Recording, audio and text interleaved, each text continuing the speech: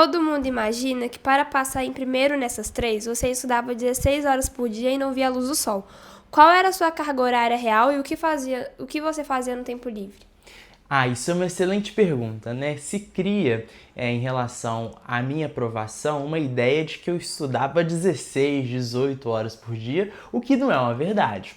Eu estudava muito, mas eu também estudava de forma constante. Ou seja, ao longo do meu ano eu distribuía de forma igual a quantidade de tempo que eu tinha para me dedicar a esses estudos para o vestibular, que não era a única coisa que eu fazia. Eu também tinha que fazer estágio para passar no meu terceiro ano como técnico de análises clínicas, eu tinha que estudar no ensino médio, tinha o cursinho e tinha qualquer outra atividade que eu queria inserir no meu dia.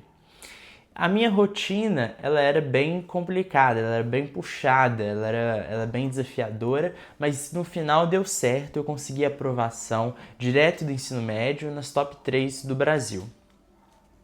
Próxima pergunta. Qual foi a chave que você virou na sua cabeça? Aquele método que você usou e que a maioria dos estudantes ignora por medo? Olha, foi me colocar à prova mesmo sem antes saber toda a matéria teórica. Isso foi o diferencial. Eu errava a questão de propósito para eu poder ir no assunto e ali aprender com ele. Então não vá com a pretensão de saber toda a teoria do simulado, toda a teoria da prova antes de começar a fazer elas. Já começa agora a fazer prova, que é a prática de fazer questão que vai fazer com que você se prepare adequadamente para o vestibular. O USP, o FMG e o Unicamp têm estilos completamente diferentes. Como você treinou para ser o melhor nas três ao mesmo tempo? Então, isso é uma verdade. Cada uma dessas provas tem um sotaque, tem um jeitinho diferente. E você sente isso e é importante que perceba e se adapte para cada uma delas. Para a USP, na FUVEST, eu treinei muito leitura crítica, abordagem um pouco mais avançada de exatas. Agora tem geografia na segunda fase. E para a Unicamp, leitura crítica, interpretação de texto. Para o Enem, saber TRI, começar a fazer as questões mais fáceis, deixar as difíceis para o final. Enfim, cada uma vai ter a sua estratégia, vai ter o seu jeito e é importante que você saiba qual é o sotaque de cada uma para na hora ir lá e ser excelente em todas. Sua nota de redação foi quase máxima em todas. Você usava modelos prontos ou tinha uma fórmula própria?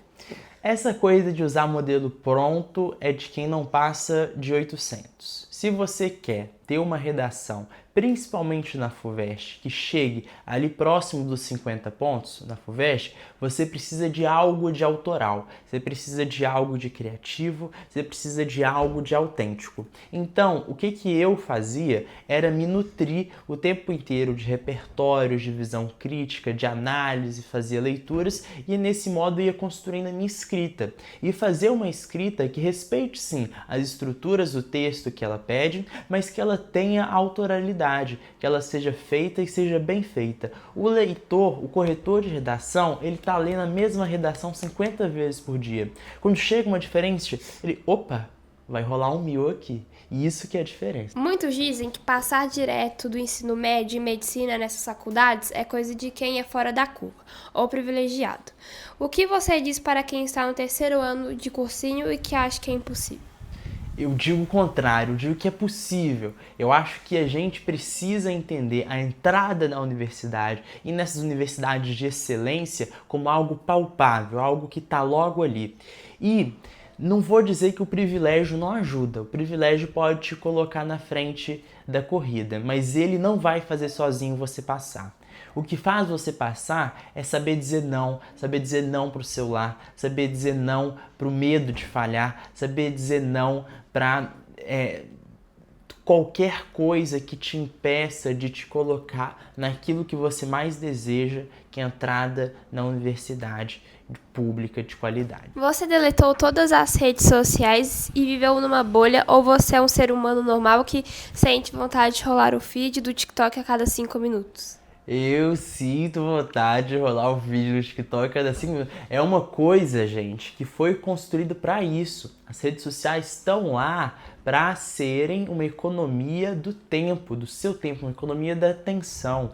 Então, para mim, a minha decisão pessoal foi de fato deletar as redes sociais, Instagram e TikTok, porque aquilo ocupava um tempo que não era compatível com o que eu tinha para o meu ano de estudos e sabia que ia me atrapalhar. Então foi a minha postura. Eu recomendo uma postura que seja, no mínimo, de cautela, de atenção e de controle, se não for de abstinência total. Mas depois eu voltei, né? Depois eu passei, hoje em dia eu fico no TikTok um tempinho. Teve algum dia que você simplesmente travou, que jogou os livros pro alto e pensou, não vou passar, sou um idiota? Teve, não foi só um dia. Eu frequentemente era atormentado pela ideia de que a universidade, a USP, era muito distante, aquilo era inalcançável. Teve uma vez que eu fui fazer um simulado, eu tirei uma nota pior do que eu tinha, uma nota horrível. Eu fiquei tão mal, fechei o notebook na hora, fui dormir 14 horas seguidas. Enfim, esses medos, essas inseguranças, elas acompanham o processo do vestibular. É inevitável que elas apareçam. Elas apareceram para mim, elas provavelmente vão aparecer ou estão já aparecendo para você. O segredo tá em não deixar isso te dominar e mesmo inseguro, mesmo incerto, persistir no caminho. E no final eu fui recompensado. Então, vale a pena. Para a medicina, matemática e natureza são o que definem o jogo. Como você saiu do entendo a aula, mas trava no exercício para o gabarito? Olha, isso aí a gente precisa falar que isso é uma parte super importante. É você não gravar, quer dizer, parar com essa coisa de só gravar fórmula e de fato entender o que aquilo significa. Isso é o ponto de virada de chave na física, na química e na matemática. Saber dominar aquela ferramenta e trazer ela para dentro da sua prova, dentro de um raciocínio que precisa ser rápido. Então, se eu estou gastando mais de 3 minutos para fazer uma questão, eu já sei que aquela questão não é para ser feita de primeira. Eu vou pular, eu vou fazer a próxima e depois eu volto nela. Seus pais ficavam em cima cobrando ou eles sabiam que era o Enem? Existe uma pressão invisível no primeiro lugar? Olha, a pressão era mais minha do que da minha família. Existia uma pressão familiar que era importante, isso eu não posso negar, existia toda uma questão que foi formada nesse sentido, mas o que eu precisava ali era um objetivo meu e eu que me pressionava. Então, o meu combustível que estava em jogo era a liberdade que eu ia ter depois do vestibular, a liberdade que eu ia ter de decidir o que eu ia estudar, a liberdade que eu ia ter de decidir com quem eu ia sair, para onde eu ia morar. Isso numa questão pessoal, que eu quis ir para São Paulo, eu quis sair de Belo Horizonte. Então, tudo estava em jogo e tudo me alimentava para eu não parar. Essa era a grande questão. O que você fez nas 24 horas antes da prova da USP? Revisão desesperada ou Netflix? Boa pergunta, né? Porque eu acho que as duas respostas estão certas. Você pode fazer qualquer uma das coisas.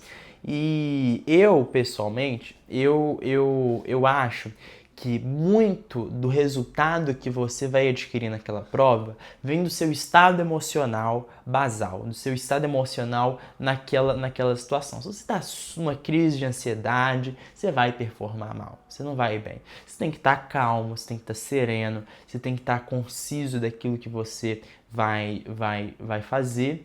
E o que me acalmava era estudar. Então eu revisei das 24 horas antes da prova, eu estudava, porque era o que me acalmava.